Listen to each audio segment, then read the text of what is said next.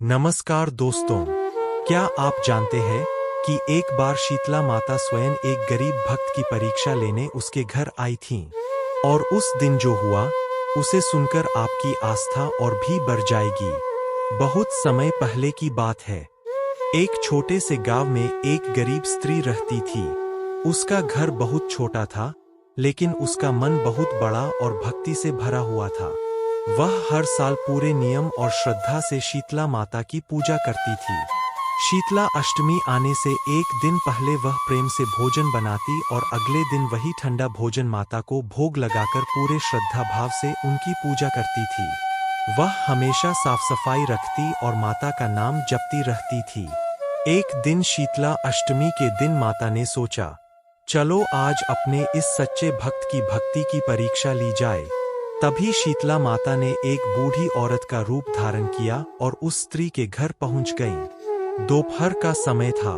बूढ़ी औरत ने दरवाजे पर आकर कहा, बेटी, मुझे बहुत भूख लगी है, क्या मुझे थोड़ा भोजन मिल सकता है? भक्त स्त्री ने तुरंत दरवाजा खोला और बहुत आदर से उन्हें अंदर बैठाया। उसने प्रेम से कहा, माँ, आज शीतला माता का दिन है, मैंने ठंडा भोजन बनाया है, कृपया इसे स्वीकार करें। उसने बड़े प्रेम और श्रद्धा से बूढ़ी औरत को भोजन परोस दिया। बूढ़ी औरत ने भोजन किया और उस स्त्री की सेवा और भक्ति देखकर बहुत प्रसन्न हो गईं। अचानक उस बूढ़ी औरत के शरीर से दिव्य प्रकाश निकलने लगा। वह स्त्री घबरा गई और देखते ही देखते बूढ़ी औरत अपने असली रूप में प्रकट हो गईं। वह और कोई नहीं बल्कि स्वयं शीतला माता थीं। भक्त स्त्री तुरंत उनके चरणों में गिर पड़ी। माता शीतला मुस्कुराईं और बोलीं, बेटी, मैं तुम्हारी सच्ची भक्ति और सेवा से बहुत प्रसन्न हूँ। आज से तुम्हारे घर में कभी रोग, दुख और दरिद्रता नहीं आएगी। माता ने उसे आशीर्वाद दिया और आशीर्वाद देकर अंतर्ध्यान हो गईं। कहते हैं, उस दिन के बाद उस स्त्री के घर में कभी बीमारी नहीं आई और उसका जीवन सुख और समृद्धि से भर गया।